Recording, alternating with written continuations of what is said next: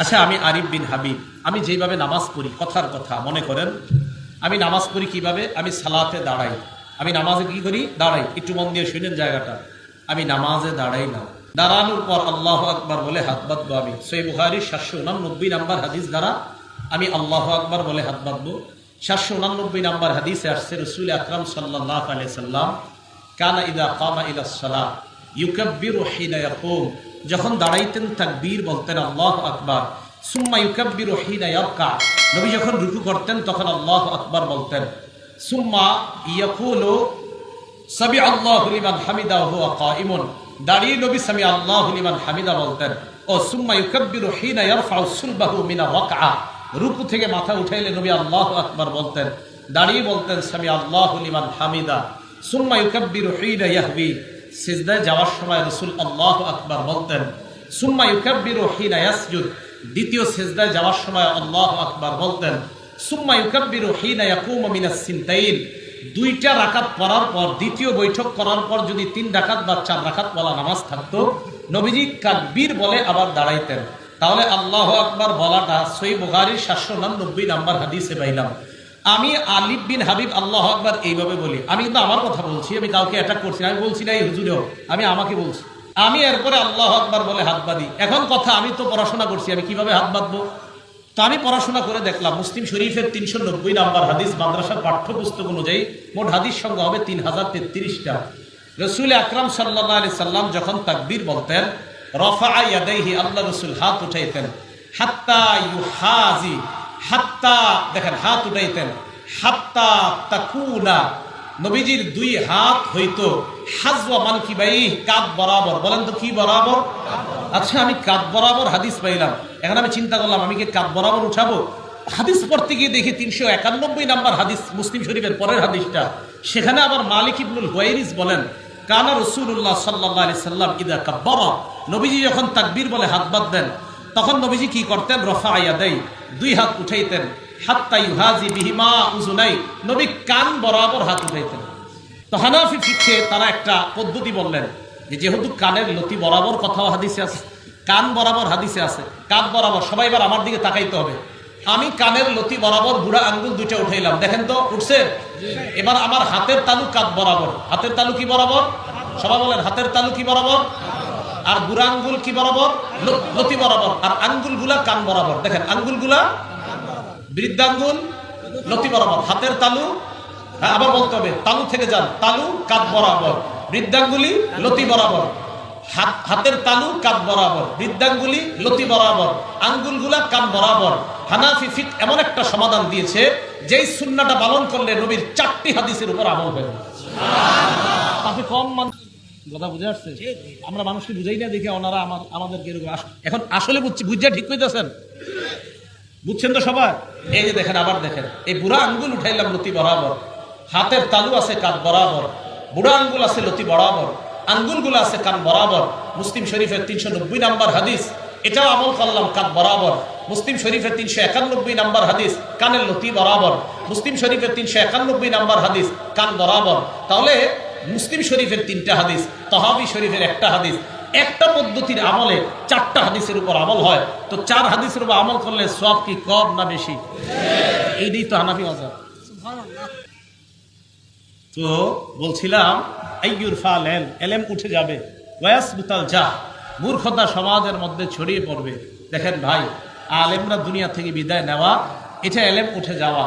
এজন্য আপনি এরকম মনে করেন না যে আমি নতুন একটা নামাজ শিখছি, আর এতদিন এই হুজুররা যে এখন হুজুরকে কথা কই, ওনারা আমরা সবাই এখন আমরা সব এতক্ষণ আমি কইছি, কারণ জানি ওনাদের কথা বললে বলবেন আর কোয়ের নাম নাগরপুরের হুজুর, এই জন্য উল্টাপাল্টা করে ফেলবো। কিন্তু আপনি যাওয়ার পরে প্রথমে আমি আমার কথা বললাম। তো এখন আমরা সবাই এমনি নামাজ পড়ি। এখন দেখেন আমরা এইভাবে সালাত আদায় করি। আপনি নতুন একটা শিখে এসে বললেন না আপনাদের নামাজ হয়ই না, এই কথাটা ঠিক না ভাই। কথাগুলো মনে থাকবে। দেখেন, আমি ঝগড়া করার পক্ষে কোনোদিনও না, আমি ওরকম ছেলেও না যে ঝগড়া করবো কারোর সাথে। আমি জিন্দিগিতে কারোর সাথে সামনাসামনি অন্তত কোরআন সুন্নাহ নিয়ে কেউ আসছে আমি ঝগড়া করছি, এরকম ইতিহাস নাই। বরং 1-1.5 মিনিট তার সাথে কথা হয়, কথা হওয়ার পর আর সামনে কথা বাড়ে না। কেন বাড়ে না আল্লাহ জানে, কেন বাড়ে না কে জানে? তাহলে আল্লাহর মাঝে আর আমার মাঝে সীমাবদ্ধতা। রাসূল আকরাম সাল্লাল্লাহু আলাইহি সাল্লাম ওনার 4টা সুন্নাহের উপর আমল করলাম। তো কিয়ামতের আলামতের মধ্যে বললেন এলেম উঠে যাওয়া। দেখেন আজকে আপনাদেরকে একটা পদ্ধতি বললাম, একটা বিদ্যা আপনাদের অর্জন হয়েছে না? তাহলে দুনিয়াতে আলেম থাকা এটাকে আমাদের জন্য বরকতের কারণ না গজবের কারণ? আমি যদি সত্যিকার অর্থে আপনাদেরকে এই পদ্ধতিটা বুঝাইতে পারি আর আপনারা বুঝে থাকেন, তো আশা করি আপনারা বুঝতে পারেন যে উলামাদের কতটা প্রয়োজন সমাজে। তো রাসূল আকরাম সাল্লাল্লাহু আলাইহি সাল্লাম এই হাদিসের মধ্যে আরো বললেন, মূর্খতা ছড়ায় পড়বে, জিনা ব্যভিচার সমাজের মধ্যে ছড়ায় পড়বে। সহিহ বুখারীর 5590 নাম্বার হাদিস। ক্বালা রাসূলুল্লাহ সাল্লাল্লাহু আলাইহি ওয়াসাল্লাম, আল্লাহ নবী বলেন, লা ইয়াকুনান্না মিন উম্মতি আকওয়াম, আমার উম্মতের মাঝে এমন একদল সম্প্রদায়ের আবির্ভাব ঘটবে, ইস্তাহিল্লুনাল হিররা ওয়াল হারির, যারা জিনাকে হালাল মনে করবে, জিনা করা যারা হালাল মনে করবে। ইস্তাহিল্লুনাল হিররা ওয়াল হারির, রেশমের পোশাক পরা তারা হালাল মনে করবে। ওয়াল খামরা, মদ পান করা হালাল মনে করবে। ওয়াল মাআজিফ, বাদ্যযন্ত্র তারা হালাল মনে করবে। শুধু তাই নয়, তো হালাল মনে করে মাইকের সামনে বৈশা বলে, হুজুররা কোথায় পাইছে গান বাজনা হারাম। আমার নবী বলে গেছেন, একদল মানুষ গান বাদ্যকে হালাল মনে করবে। কেউ যদি মাইকের সামনে বলে হুজুররা কোথায় পেয়েছে গান বাজনা হারাম, আমরা হুজুররা কষ্ট পাই না, কারণ আপনি এটা বলার কারণে আমার নবীর হাদিসের সত্যতা বেশি প্রমাণ হয়ে যায়। নবী তো বলছে, তোমার মতো একদল লোক বলবে গান বাদ্য এটা হালাল। ইয়াস্তাহিল্লুনাল হিররা, এরা জিনাকে হালাল মনে করবে। ওয়াল হারিরা, এরা রেশমের পোশাক হালাল মনে করবে। ওয়াল খামরা, এরা মদ পান হালাল মনে করবে। ওয়াল মাআজিফ, এরা বাদ্যযন্ত্র এইগুলাকে হালাল মনে করবে। আল্লাহ আমাদেরকে এই জাতীয় অপরাধগুলো থেকে বেঁচে থাকার তৌফিক দান করেন। এটা গেল বুখারী শরীফের 5590 নাম্বার হাদিস। একটা কিতাব আছে নাম মাজমাউস যাওয়ায়েদ, এই কিতাবের 1 নাম্বার খণ্ড 134 নাম্বার পৃষ্ঠা, ইমাম হাইসামি রহমতুল্লাহ আলাইহির লেখা কিতাবটা। বিসমিল্লাহ। এই হাদিসের যতগুলা সনদ আছে, এই হাদিসের যে সনদগুলা সব সহিহ, রিজালুহু আস-সহিহ, এই হাদিসের সনদ সব সহিহ সনদ, যেহেতু অন্য কিতাবের তাই বললাম সনদ সহিহ। বিসমিল্লাহ।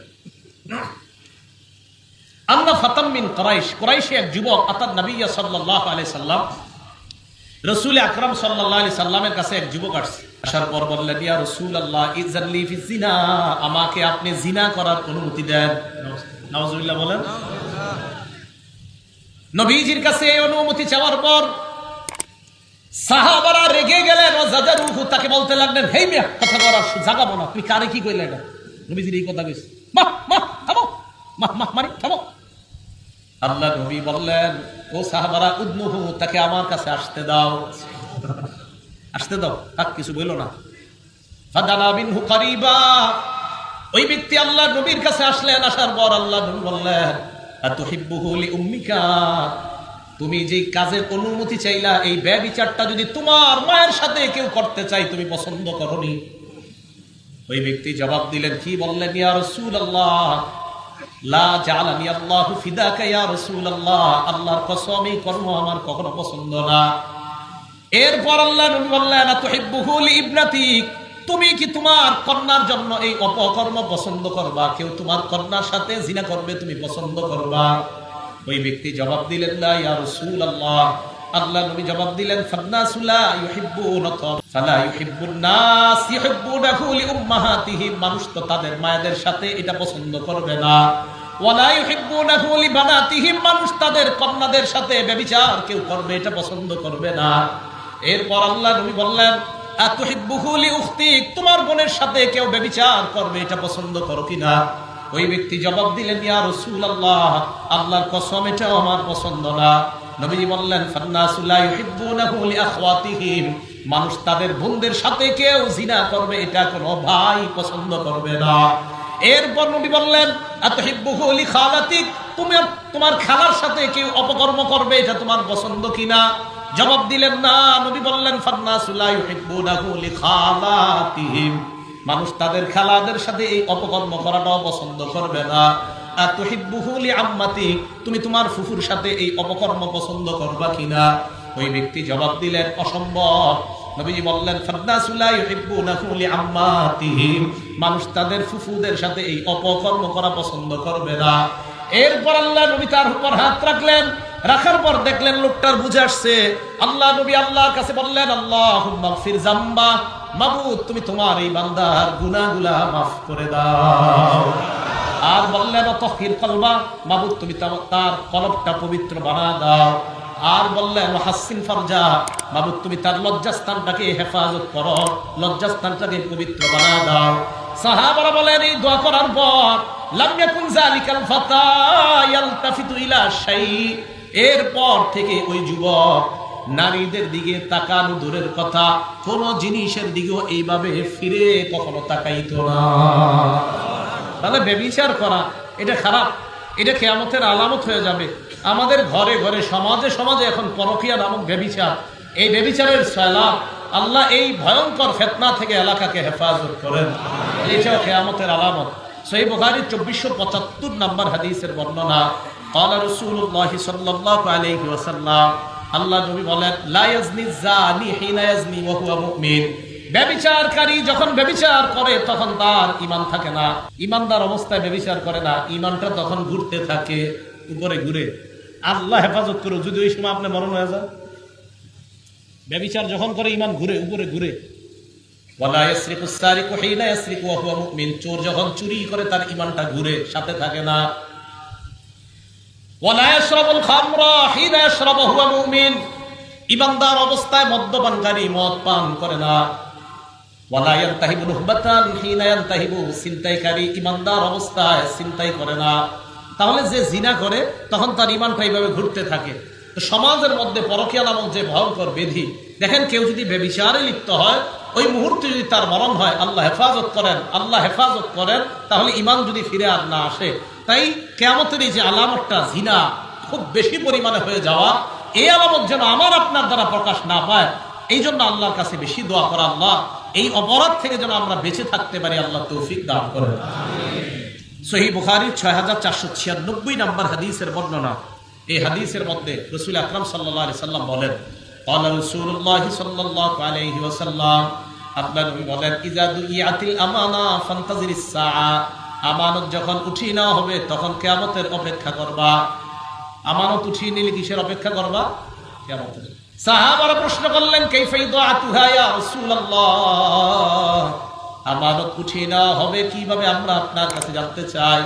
নবী বললেন ইদা উসনিদাল আমরু ইলা গায়রি আহলিহি, যখন অপাত্রে কোনো দায়িত্ব দেওয়া হয়, ফান্তাজিরিস সাআ, তখন কিয়ামতের অপেক্ষা করবা। হ্যাঁ, এই জায়গা মন দিয়ে শুনেন, অপাত্রে যখন দায়িত্ব দেওয়া হয় তখন কিয়ামতের অপেক্ষা করবা।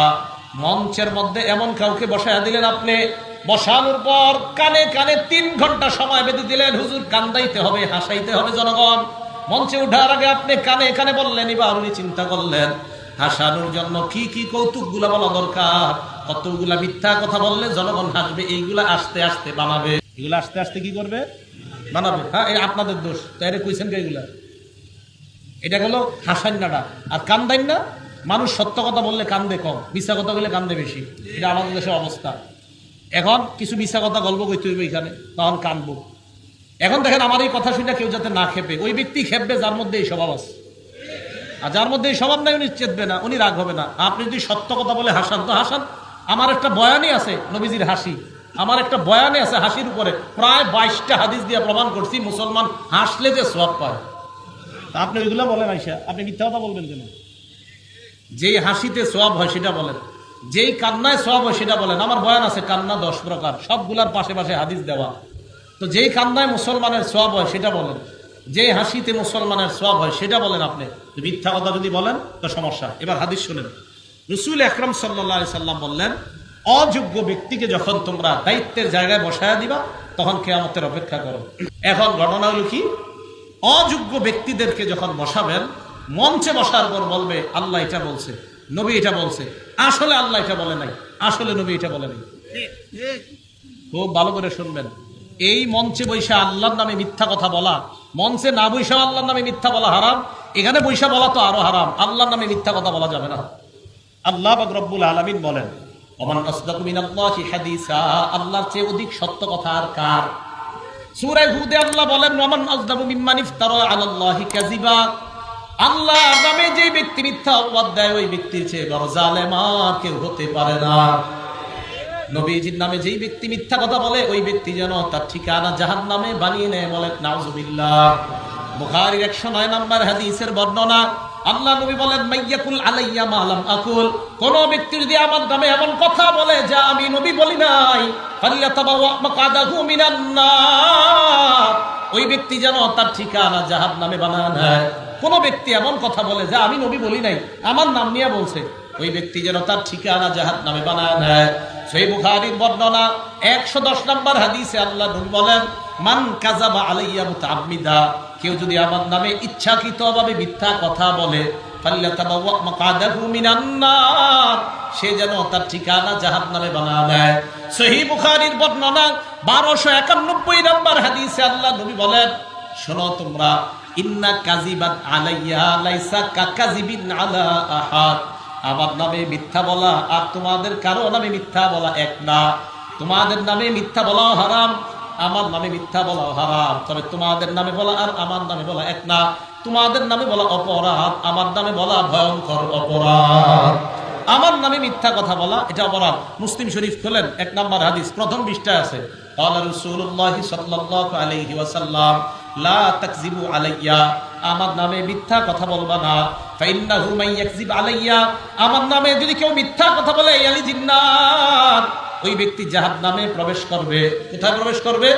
হ্যাঁ ভালো করে শুনেন, মুসলিম শরীফের 6 নম্বর হাদিস, ক্বালা রাসূলুল্লাহ সাল্লাল্লাহু আলাইহি ওয়াসাল্লাম, আল্লাহ নবী বলেন সায়াকুনু ফি আখিরিজ জামান উনাস, শেষ জামানায় এমন কিছু মানুষ দুনিয়াতে আবির্ভাব হবে যেই সময় ইউহাদ্দিসুনাকুম বিমা লাম তাসমাউ আনতুম ওয়ালা আবাউকুম, তোমাদেরকে এমন এমন হাদিস শোনাবে যা তোমরা শোনো নাই, তোমাদের বাপ দাদারাও শোনে না, এমন এমন হাদিস শোনাবে। ফাইয়াকুম ওয়া ইয়াহুম, এদের থেকে তোমরা বাঁচো, তাদের থেকে তোমরা বাঁচবা। মুসলিম শরীফের 7 নম্বর হাদিস, আল্লাহ নবী বলেন ইয়াকুনু ফি আখিরিজ জামান দাজ্জালুনা কাজ্জাবুন, শেষ জামানায় মিথ্যাবাদী দাজ্জালের আবির্ভাব। এই দাজ্জালরা ইয়াতুনাকুম মিনাল আহাদিস, তোমাদেরকে এমন হাদিস শোনাবে বিমা লাম তাসমাউ আনতুম ওয়ালা আবাউকুম, যা তোমরা শোনো নাই, তোমাদের বাপ দাদারা শুনে না।